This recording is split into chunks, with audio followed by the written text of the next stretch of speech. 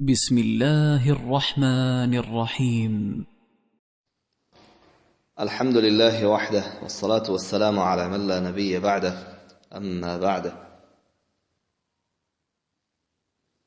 در این درس ناقض نهم از شکننده های اسلام را شرح داده می شود، چون که اهل علم در این اتفاق کردند که من اعتقد ان بعض الناس يسعه الخروج عن شريعة محمد صلى الله عليه وسلم كما وسع القدر الخروج عن شريعة محمد شريعة موسى عليه السلام فهو كافر.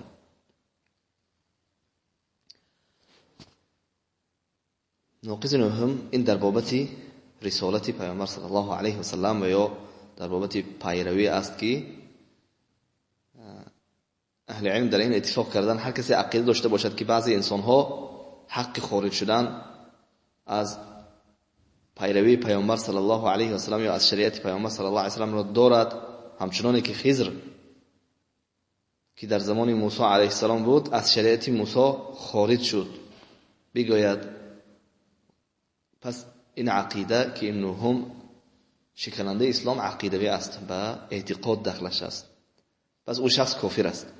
به این خاطر که او سخن الله سبحانه و تعالی که در سوره انعام آیه 153 الله فرمود و ان هذا صراطی مستقیما فاتبعوه ولا تتبعوا السبل فتفرق بكم عن سبیله ذلكم وصاكم به لعلكم تتقون. الله میفرماید که این راه مستقیم من است، پس از آن راه پیروی کنید. الله و پیامبرش گفت پس بگو این راه مستقیم من است، پس این راه را فقط پیروی کنید و از راه‌های دیگر که راه‌های گوناگون است پیروی نکنید که شما را از راه الله کج میکند، جدا میکند. این همان است که شما را الله سبحانه و تعالی وصیت نبود شاید که شما تقوادار شوید. امید است که شما تقوادار شوید با این چیز.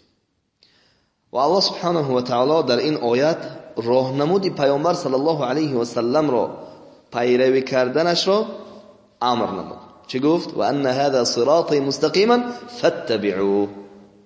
این راه، این شریعت پیامبر صلی الله علیه و سلم، این راهنمود پیامبر راهنمود راست و استوار است، پس این را پیروی کنید و از راه‌های دیگر دور باشید. و همچنین الله سبحانه و تعالی می‌فرماید که هر کس دین غیر از دین اسلام را برگزیند، اختیار کند برای خود، پس از او هیچگاه قبول کرده نشده، در آخرت از جمله زیانکاران است. خب اینجا سوال است که آیا کسی وجود دارد که اصلا بگوید که بعضی ها خارج شده از شریعت پیامبر صلی الله علیه و سلم را حق دارند و یا اینکه خارج شده میتوانند از شریعت پیامبر صلی الله علیه و سلم؟ و این سخنها را آیا کسی هست که بگوید؟ بله. این مسئله ناقض نهم این خاصتا در بابت شیعه های رافضی ها و در بابت صوفی ها داخل دارد که آنها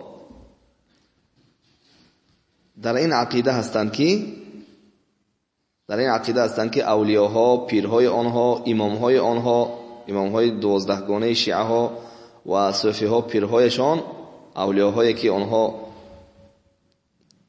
بزرگ میشمارند، حتی به اندازه‌ای که از حقوقهای الله هم بالا میگیرند، عقیده دارند که آنها میتوانند به این شریعت و سنت و راهنمود پیامبر صلی الله علیه و سلم عمل نکنند، هم یعنی که خودشان میتوانند که آنها چی اختیار کنند یگان راهی را. مثلا شیخ الاسلام ابن تیمیه رحمه الله در این مسئله در کتاب مجموع الفتاوی در جلد 10 صفحه 434 می آورد که در این ناقض میگوید هر کس عقیده داشته باشد که نماز خواندن از بعض شیخ‌های صوفی ها ساقط است، آنها نماز نخوانند میشه، چخیلی که این در تاجیکستان ما هم هست، میگوید فلان اولیا نماز نخواند میشه، برای که او دیگر اصلا او بندگان خاص الله هستند، او در قلبش الهام می آید، اگر خواهد میخواند، نخواهد نخواند هم میشود.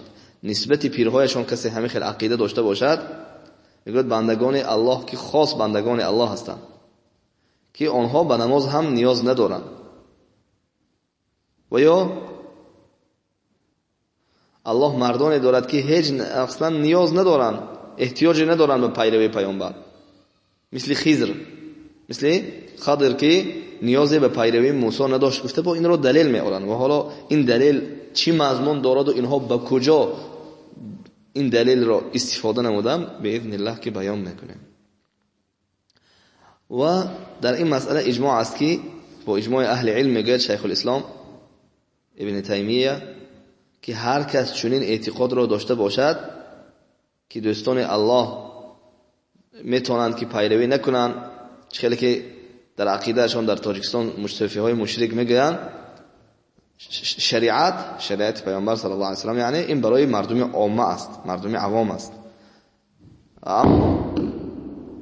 برای مردم عوام است. اما طریقت یعنی که اهل طریقت که خودشان نام میکنن طریقت، این برای کی است؟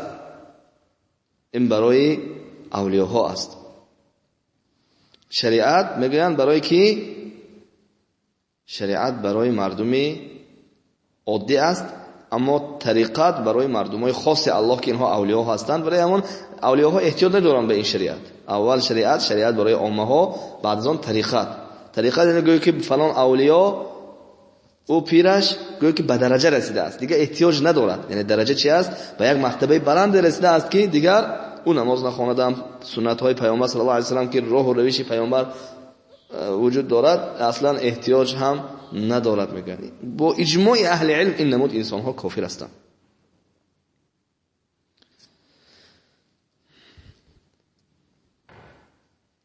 و همچنین در کتاب الاقناع آمده است که ان من اعتقد ان بعض الناس يسعه الخروج فهو کافر.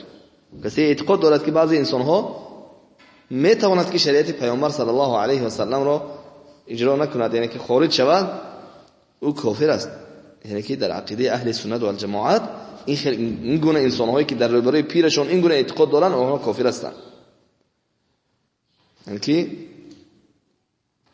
مثلا اولیاء و شیخ ها و عارفان و پیرها و اینها میتونن امام ها خارج شوند. چه خیلی که در عقیده شیعه های رافضی ها هست که میگن بله این امام های ما از درجه پیامبری برابر میکنن، یا میگن اصلا اینها احتیاج به پیروی نمودن سنت های پیامبر و راه و روش پیامبر صلی الله علیه و سلم ندارن، اینها غیب را میدونن و کی خواهند میمرن و کی نخواهند و کی خواهند مقصد در حیات میباشن، زنده شدن و مرده شدن در دست خود آنها است، و یا اینها هر چی که در غیب است میدونن و بسیار سخنهای کفری شرکی که این خصوصیت الله است غیب را دانستن به امام های 12 گانه شان رافضی ها شیعه های مشرک چی میکنن؟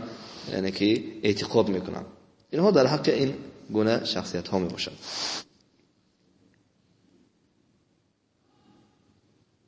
اعتقاد دارند که مقصد پایبندی و مقصد لازم گرفتن و چیزی از دین نسبت ارکان و واجبات بلکه سنت ها اینها رو مقصد میتوند که این اولیاء و بزرگان و پیرها اجرا نکنند.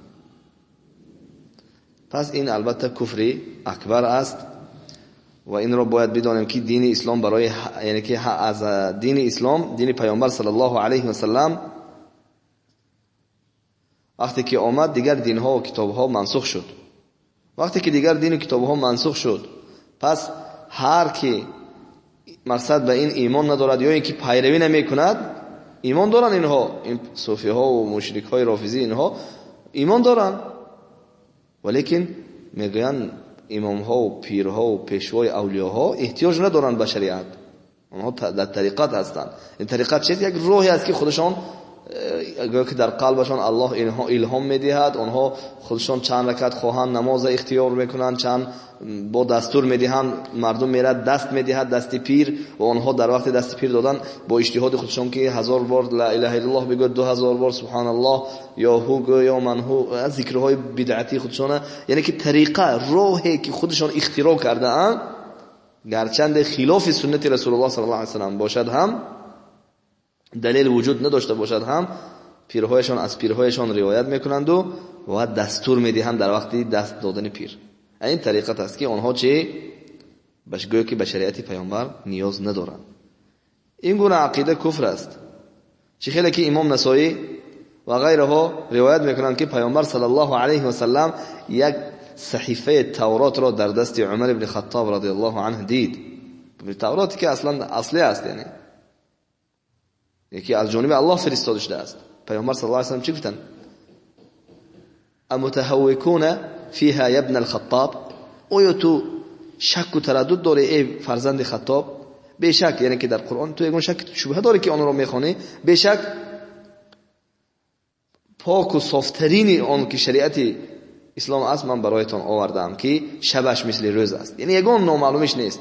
والله که اگر موسی پیامبر اگر زنده می بود برایش حتی ممکن نبود که، یعنی که در زمان من و پیامبری من اگر گفتند رسول الله موسی زنده می بود برای او اجازت نبود که با این تورات یا با راه و روش خودش زندگی به سر برد، بلکه فقط باید که مرا پیروی میکرد. اگر حتی موسی زنده می بود باید از با راه و روش من و با سنت من و با منهج من و با شریعت من زندگانی میکرد. این حدیث را چه که گفتیم امام نسائی روایت کرده است و این بیانگر آن است که بله اگر موسی پیامبری از بهترین پیامبرها اولوالعزم که از همه پیامبری که رسول هستند و کتاب با آنها فرستاده شده است در زمان پیامبر زنده باشد، برای آنها دیگر راه نیست جز از اینکه باید با شریعت پیامبر و راهنمودی رسول الله صلی الله علیه و سلم عمل کنند و جایز نیست که برای آنها حتی با تورات و با کتاب‌هایی که الله با آنها نازل کرده است، یعنی که با آن راه و روش زندگی کردن جایز نیست و تنها با راه و روش و شریعت پیامبر صلی الله علیه و سلم زندگی کردن رو حتی برای موسی پیامبر صلی الله علیه و سلم در این حدیث بیان کرد. امام ابن تیمیه رحمه الله میگوید که در دین دانستنش یعنی که معلوم، یعنی که چیزهایی که معلوم است در دانستنش در دین، یعنی که به طور ضرورت به اتفاق اهل علم این است که هر کس تابعیت کند، یعنی پیروی کند از غیر راه و روش پیامبر صلی الله علیه و سلم با پیروی نمودن از شریعت جز از شریعت پیامبر صلی الله علیه و سلم، او شخص کافر است. این اتفاق اهل علم است، چون که در مجموع الفتاوا در جلد 28 آورده است. پس اینجا سوال مهم است که چرا اینها مشرکای صوفی ها، پیرپرست ها و رافضی هایی که مشرک هستند، چرا اینها قصه خضر و موسی را آورد؟ اولا در این مسئله جواب میدهیم که آنها گفتند چی خیلی که برای خضر،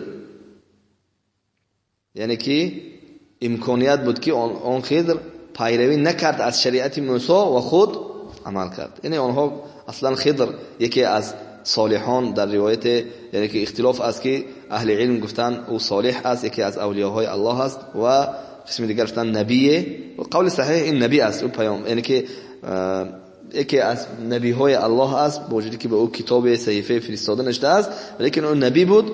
این یکم. دومش او خضر اصلا از بنی اسرائیل نبود که باید از موسی پیروی میکرد. موسی بر بالای قوم بنی اسرائیل فرستاده شدند، خضر در دیگر منطقه بود. پس این جواب معلوم میکند که اصلا بگردن خضر اصلا پیروی نمودن شریعت موسی فرض نبود، چرا که او خود نبی بود، او از دیگر قوم بود، از قوم موسی علیه السلام نبود و الله فرض نکرد برای خضر پیروی موسی را. پس این دلیل اینها دروغ است و این مکر و حیله است که اینها گفتن گویا خضر موسی و شریعت موسی را پیروی نکرد. اما پیامبر اکرم صلی الله علیه و سلم تا روز قیامت پیروی نمودنش و از شریعت او عمل نمودن به همه مردم جن و انس فرض است. و همچنین و اگر خضر ببینید که خضر اصلا دلیل بر این چیزی که در سوره کهف آمده است، همون قصه که در دریا واقع شده است در بحر، در اون زمان الله سبحانه و تعالی موسی را امر میکند تا اینکه برود در همون با یک شخصی که علم دارد که چه خیلی که در حدیث صحیح مسلم آمده است، خضر میگوید که ای موسی الله برای من یک علم داده است که الله مرا تعلیم داده است و آن علم را تو نمیدانی و چه خیلی که برای تو یک علم الله داده است که و اون علم را برای من تعلیم داده است و من نمیدانم. و این حدیث دلالت بر آن میکند که بله خود خضر علیه السلام اون نبی بود، الله به او یک علم تعلیم داده است. سپس وقتی که روبرو کردن در واقعه کشتی که کشتی را سوراخ کرد و یا یک بچه را کشت، موسی علیه السلام صبر کرده نتونستن. از همین جهت این خود بیانگری آن است که به خضر گفت که به موسی با آن برای تو بعداً خبر میدهم با آن چیزهایی که صبر نکردی، به موسی علیه السلام گفت. و سپس بیان میکند سببهایش رو که این کشتی رو من سوراخ کردم به سبب اینکه در پیشروی یک پادشاه ظالمی بود که او میخواست کشتی رو با تمام ملکش بگیرد و سوراخی رو میبیند او گرفته نمیگیرد و غیرها. سببهایش رو یک کودک رو میگوید که خضر، یعنی که چخیلی که پیامبر صلی الله علیه و سلم در حدیث فرمودن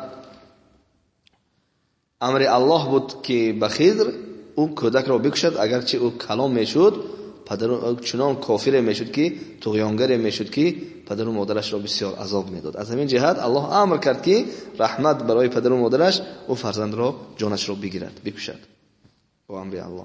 و این دلالت بر آن میکند که اصلا خضر در این موضوع هیچ وقت دلیل شده نمیتواند. خضر علاوه یک چخیلی که گفتیم یک نبی است، از جانب الله به او وحی آمده بود. و دومش اینکه گرچند اگر صالح و اولیاء گوییم هم او از منطقه موسی علیه السلام که بر بالای آن پیامبر بودن دخل نداشت و نیز از جمله بنی اسرائیل نبود و علمی که به خضر الله تعلیم داده بود به موسی نداشت و موسی و علمی که الله تعلیم داده بود خضر نداشت. این دلالت بر چی میکند؟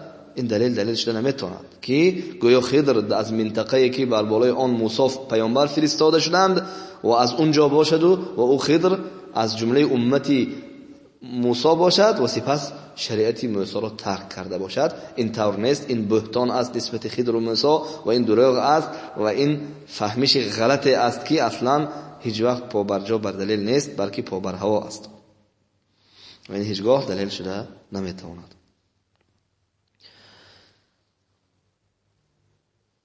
پس از این ما فهمیدیم که بله کسی که این عقیده را دارد او شخص چه می شود؟ کافر می شود. یعنی که اولیاء حق دارن آنها ثواب خلطه هاشان به گفته مردمی تاجیکی پر شده است، نماز نخواندن میشن، چی رو خواهند مقصد حلال میکنن برای خودشان، مثلا مثل صوفی ها که زن گرفتن را برای خود حرام میکنن، گوشت را حرام میکنن، چی رو خواهد حلال میکند و چند نماز چخیل خواهد ذکر و عبادت های خودشان میگذارن. پیامبر صلی الله علیه و سلم مثلا 8 رکعت نماز قیام لیل خواندن، اینها در شب 100 رکعت نماز را میگذارن. پیرهایشان دستور میتین در وقتی دست دادن به مریدهایشان و این راه ها را انتخاب کردن. البته اینها یکون شک نیست که چی هستند؟ کافر هستند و این نواقص نهم کفر آنها را بیان میکند و با اجماع اهل علم. این است نواقص یعنی شکننده از شکننده های اسلام که برای ما واضح و روشن گشت. و آخر دعوانا الحمد لله رب العالمین.